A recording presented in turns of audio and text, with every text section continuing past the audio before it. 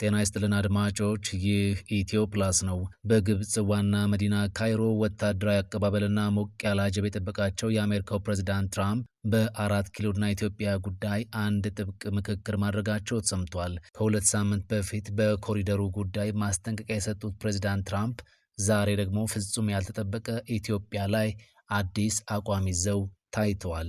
የደሴ ከተማ አስተዳደር ፖሊስ መምሪያ የሌዛ ደሳለኝ ግድያን በተመለከተ ጥብቅ የተባለ መረጃ አሰምቷል። አንድ ከፍተኛ የመንግስት ባለስልጣን ባልተጠበቀ የወንጀል ድርጊት ተጠርጥረው በቁጥጥር ስር ውለዋል። በምን ተጠረጠሩ? ባለስልጣኑስ ማን ናቸው? በጉዳዩ ዙሪያ ዘገባ ተይዟል። ተወዳጁን ድምፃዊ ቴዲ አፍሮን የተመለከተ አዲስ ነገርም ወጥቷል። በዘገባችን ተካቷል። ሁሉንም ጉዳዮች በዝርዝር እናስደምጣችኋለን። ኢትዮ ፕላስን ሰብስክራይብ፣ ቪዲዮቹን ደግሞ ላይክ እና ሼር እያደረጋችሁ ከኛ ጋር ጥቂት ደቂቃዎችን ስለምትቆዩ እናመሰግናችኋለን። የደሴ ከተማ አስተዳደር ፖሊስ መምሪያ የሌዛ ደሳለኝ ግድያን በተመለከተ ተከታዩን መረጃ ሰጥቷል። ወጣት ሌዛ ደሳለኝ የተባለች የከተማችን ነዋሪ በቀን 28/01/2018 ዓ.ም በደሴ ከተማ ቦርከና ቀበሌ ልዩ ስሙ ሀቢታት አካባቢ ባልታወቁ ሰዎች በአሰቃቂ ሁኔታ ግድያ ተፈጽሞባት ሕይወቷ ማለፉ ይታወቃል። የተፈጸመ የወንጀል ድርጊትም ለፖሊስ መረጃው እንደደረሰው በፍጥነት በቦታው ደርሶ አስፈላጊውን ተግባር አከናውኗል።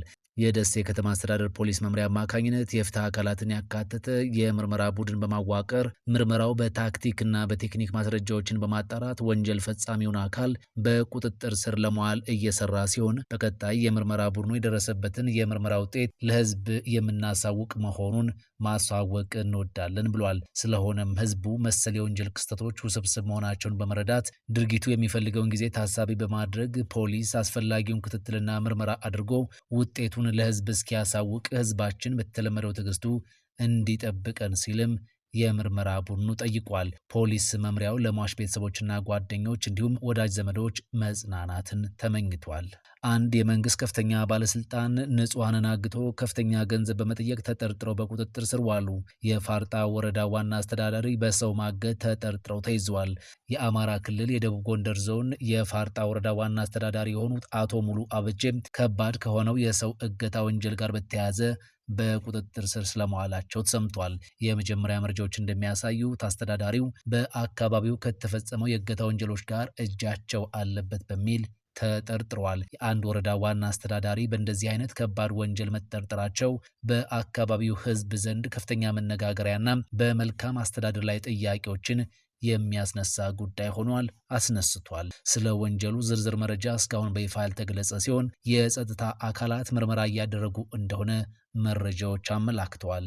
የህዳሴ ግድቡ ውዝግብ በፖለቲካዊ ሳይሆን በቴክኒካዊ መንገድ መፈታት አለበት ሲሉ በአሜሪካ የአፍሪካ ጉዳዮች ከፍተኛ አማካሪ ተናገሩ።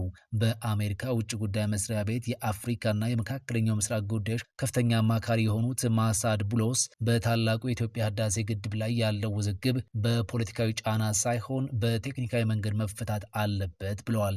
ማሳድ ቡሎስ ከአልአረቢያ ቴሌቪዥን ጋር በነበራቸው ቃለ ምልልስ ዋሽንግተን በሶስቱ አገራት ማለትም በኢትዮጵያ በሱዳንና በግብፅ መካከል ሰላማዊና ሁሉን አቀፍ ተቀባይነት ያለው መፍትሄ ለማምጣት ያላትን ቁርጠኝነት አረጋግጠዋል። ጉዳዩ የቴክኒክ ጉዳይ በመሆኑ ችግሩ በቴክኒካዊ መንገዶች ነው መፈታት አለበት ያሉት ከፍተኛ አማካሪው በተለይም በቴክኒካዊ ጉዳዮች ለሁሉም ወገኖች ተስማሚ መፍትሄ ለማግኘት እየሰራን ነው ሲሉ ተናግረዋል። ጉዳዩ ለኢትዮጵያ፣ ግብፅና ሱዳን የሞትና የህይወት ጉዳይ መሆኑን የጠቀሱት ማሳድ ቡሎስ ግዙፉ የውሃ ኃይል ማመንጫ ፕሮጀክት ተመርቆ እውን ሆኗል። ወደፊት የሚካሄዱ ማናቸውም የመፍትሄ አካሄዶችም ይህን እውነታ ያገናዘቡ መሆን አለባቸው ሲሉም አሳስበዋል። አክለውም ሀገራቸው በካይሮና በአዲስ አበባ መካከል ሰላማዊ ትብብርን መደገፏን ትቀጥላለች ያሉ ሲሆን ሁለቱን ሀገራት ማለትም ግብፅና ኢትዮጵያን ወደ ግጭት ማምራት የሌለባቸውና በታሪካዊ ትስስር የተቆራኙ ሀገራት ሲሉም ገልጸዋቸዋል። ከፍተኛ አማካሪው በቅርቡ ወደ ኢትዮጵያና ግብፅ አድርገውት በነበረው ጉብኝት ወቅት የህዳሴ ግድቡ ጉዳይ ዋነኛ ትኩረት እንደነበር አንስተው በአሜሪካና በግብፅ መካከል ንግግሮች መቀጠላቸውን አመልክተዋል። ቡሎስ የህዳሴ ግድቡ ጉዳይ ለፕሬዝዳንት ዶናልድ ትራምፕ በጣም አስፈላጊና ስትራቴጂካዊ እንደሆነ አንስተው በመጀመሪያው የፕሬዝዳንትነት ዘመናቸውም ለጉዳዩ መፍትሄ ለመፈለግ ጠንክረው መስራታቸውን አስታውሰዋል።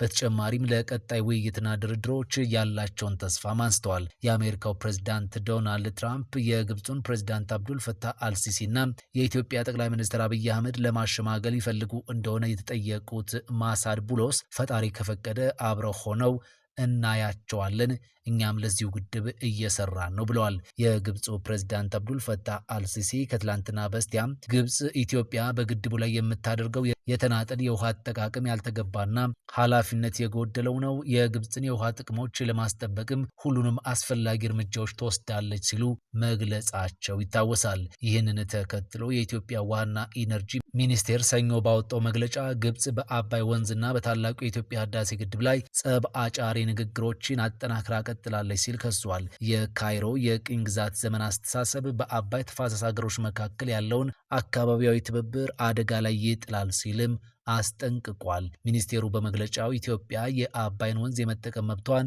እንድትተው በሚያደርግ ግፊት አትሸበርም ሲል አስታውሶ የግብፅን አቋም ትብብርን ከማጎልበት ይልቅ ኢትዮጵያን ለማዳከም ያለመ የከሸፈ ፖሊሲ ሲል መውቀሱም ይታወሳል። ነፃ አገርነቷን ያወጀችው የሶማሌላንድ ፕሬዝዳንት አብዱርሃማን መሐመድ አብዱላሂ የካቢኔ አባሎቻቸውን ይዘው ወደ አዲስ አበባ ዛሬ ረፋድ ገብተዋል። ሶማሊያ የግዛቷ አካል አድርጋ የምትመለከታት የሶማሌላንድ ፕሬዝዳንት ወደ ኢትዮጵያ ማምራታቸው የተነገረው የሶማሊያው ፕሬዝዳንት በአዲስ አበባ ጉብኝት ካደረጉ ከአንድ ቀን በኋላ ነው። ከፕሬዝዳንቱ ጋር የሶማሌላንድ የውጭ ጉዳይ ሚኒስትር፣ የገንዘብ ሚኒስትር፣ የሀገሪቱ ጦር አዛዥ እንዲሁም የብሔራዊ ደህንነት ኃላፊዎች አብረው ወደ አዲስ አበባ ስለመግባታቸው ተሰምቷል። ማክሰኞው ጥቅምት 4 2018 ረፋድ ላይ ከሀርጌሳ በተነሳ የኢትዮጵያ አየር መንገድ አውሮፕላን ላይ ሲሳፈሩ የታዩት የሶማሌላንድ ፕሬዝዳንት የአዲስ አበባ ጉዞ በተመለከተ እስካሁን ከኢትዮጵያ መንግስት በኩል የተባለ ነገር የለም። የሶማሌላንድ መንግስት ቃል አቀባይ ባወጣው መግለጫ ላይ የፕሬዝዳንቱ ጉዞ የሁለቱን ሀገራት ግንኙነት በተለይም በደህንነት፣ በምጣኔ ሀብት፣ በንግድና በትራንስፖርት መስኮች ለማጠናከር ያለመ እንደሆነ ገልጿል። በኢትዮጵያ የሙዚቃና የፊልም ኢንዱስትሪ ውስጥ ትልልቅ አሻራ ካላቸው ተጽዕኖ ፈጣሪ ጥንዶች መካከል የሚጠቀሱት ድምፃዊ ቴዎድሮስ ካሳሁን ቴዲ አፍሮና ተዋናይትና የፊልም ዳይሬክተር አምለሰት ሙጬ የ13ኛ ዓመት የጋብቻ በዓላቸውን ደመቅ ባለ ድግስ ማክበራቸው ተሰምቷል። ዝግጅቱ የጥንዶቹ የቅርብ ወዳጆች፣ የቤተሰብ አባላትና የሙያ አጋሮቻቸው በተገኙበት የተከናወነ ሲሆን በበዓሉ ላይ በማህበራዊ ሚዲያ የተሰራጩ ፎቶዎች የብዙዎችን ቀልብ ስበውም ታይተዋል። በበዓሉ ላይ ከታደሙት መካከል አንዷ የሆነችው ድምፃዊት ትዕግስት በቀለም በነበራት ቆይታ የተሰማትን ደስታ በማህበራዊ ገጿ ላይ እንዲህ ስትል አስፍራለች። ቴዲዬ ከረዥም ጊዜ በኋላ ስላየሁና በቤት ስለነበረን ደስ የሚል ቆይታ እጅግ በጣም አመሰግናለሁ። የድምፃዊት ትዕግስት በቀለ መልእክት በዝግጅቱ ላይ የነበራትን ደስታ ከመግለጽ ባለፈ የሁለቱን አርቲስቶች የረጅም ጊዜ ወዳጅነት ያስታወሰም ነበር። ሁለቱም አሁን የደረሱበት የዝና ማማ ላይ ከመድረሳቸው በፊት በአንድ ወቅት በአዲስ አበባ ስታዲየም በተዘጋጀው የድምፃዊት አስቴር አወቀ ኮንሰርት ላይ በአጃቢነት በአንድ መድረክ ላይ መስራታቸው ይታወሳል።